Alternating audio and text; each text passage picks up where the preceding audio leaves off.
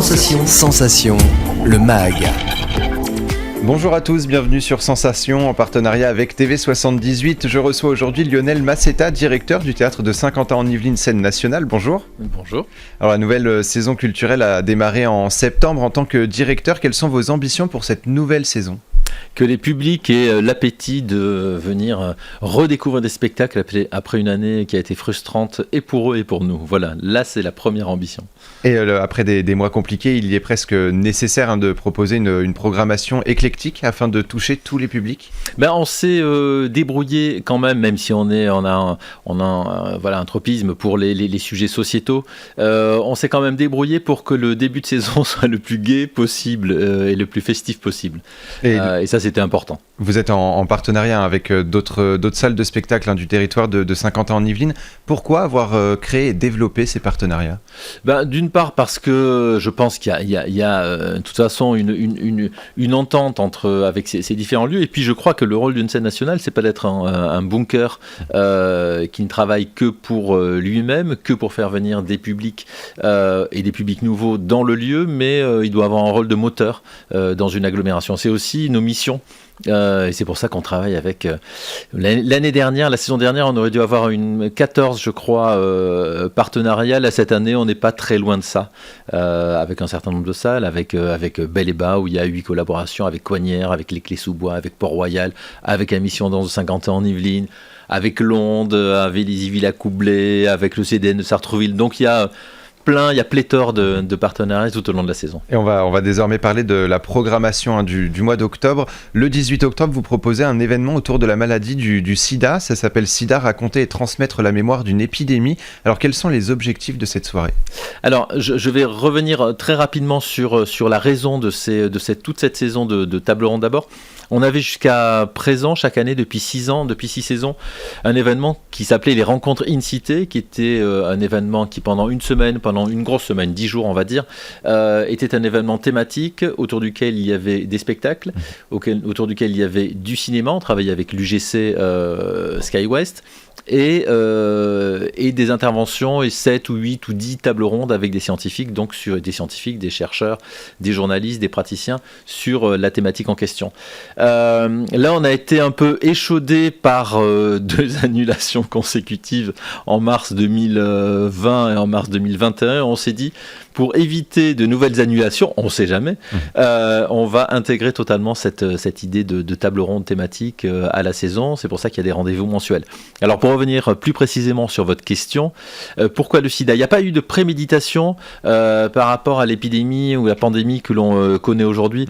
C'est tout simplement que l'on est parti sur une production, sur un apport en production et sur un accueil d'une compagnie qui a mis en scène un roman qui a été écrit il n'y a pas si longtemps, il y a une dizaine d'années, par un auteur suédois qui s'appelle Jonas Gardell et qui parle du sida et de l'arrivée. En fait, c'est une histoire d'amour qui se passe en Suède, à Stockholm, au début des années 80, au moment de l'arrivée foudroyante du sida.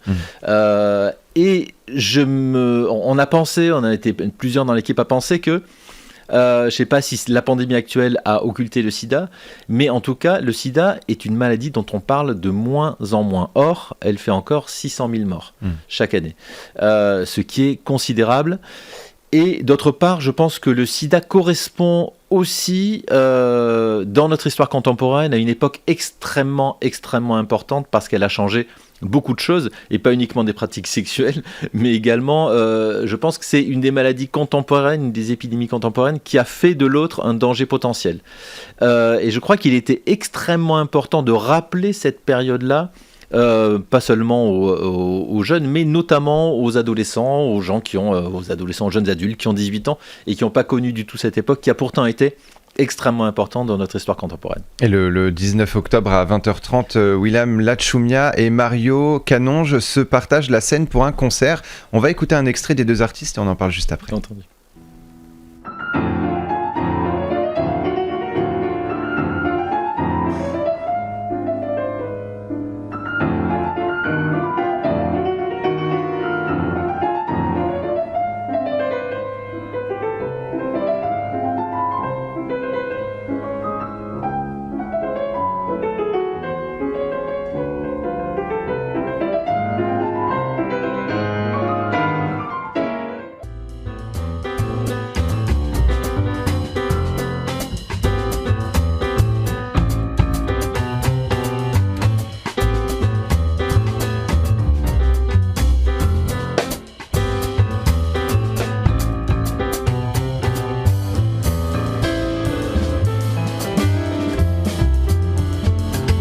Alors pourquoi faire venir ces deux artistes le même soir ?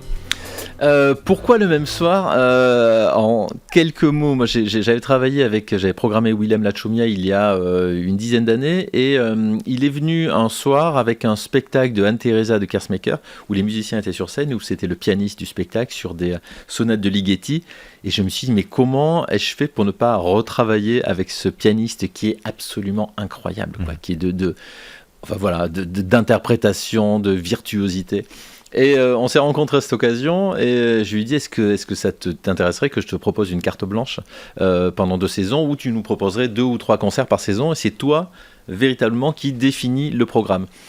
La saison dernière, il a joué 2 concerts, et là cette saison il m'a dit tiens, c'est amusant, je viens de rencontrer un pianiste caribéen, Mario Canonge, qui est un pianiste de jazz spécialiste de l'improvisation. Or, j'avais moi-même très envie de travailler sur les compositeurs caribéens, ou sur les compositeurs qui ont été inspirés par la musique de la Caraïbe.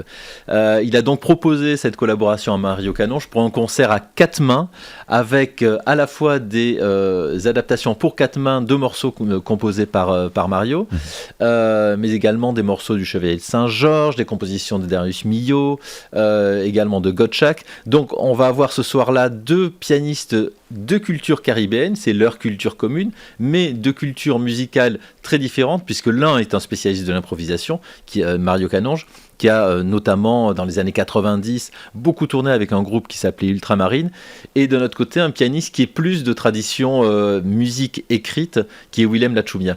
Et je pense que ça va être assez excitant. En tout cas, ils ont commencé à travailler ensemble, et il en ressort des choses absolument formidables. Et les 20 et 21 octobre, le spectacle N'essuie jamais de larmes sans gants sera au Petit Théâtre. De quoi va-t-on parler ?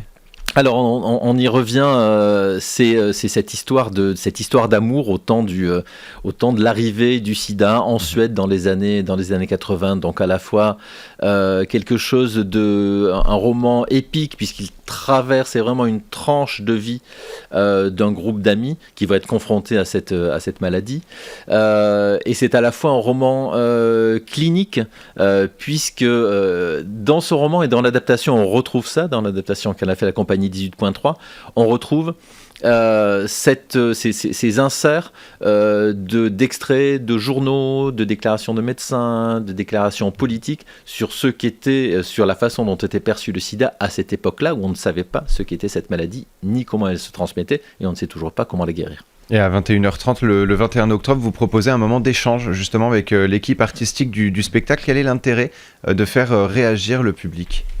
L'intérêt, c'est de savoir comment est-ce que on peut parler d'un sujet grave, d'autant plus que là, donc la création a eu lieu en juin dernier, de N'essuie jamais de larmes sans gants. On aborde un sujet grave, et l'équipe aborde ce sujet-là, mais avec une sorte de folie, une sorte de joie et de recul et d'humour qui font que finalement je trouve que l'humour est un signe de grande intelligence et de grande sensibilité. C'est-à-dire qu'on n'est pas là pour se flageller, on est aussi là pour essayer de comprendre. Je pense qu'on ne comprend et qu'on ne perçoit les choses qu'à partir du moment où on est dans une situation où on est ouvert. Et quand est-on le plus ouvert que quand on a aussi envie de rire ? Et on termine le mois avec 2 représentations du spectacle Le Roi Lear, adapté de l'œuvre de William Shakespeare. En quelques mots, que raconte cette pièce de théâtre ? Ah, Le Roi Lear, je pense que c'est une des pièces les plus célèbres de Shakespeare, des 36 pièces qu'il a écrites. C'est l'histoire d'un roi qui ne veut plus être roi et qui décide de partager son royaume entre ses 3 filles.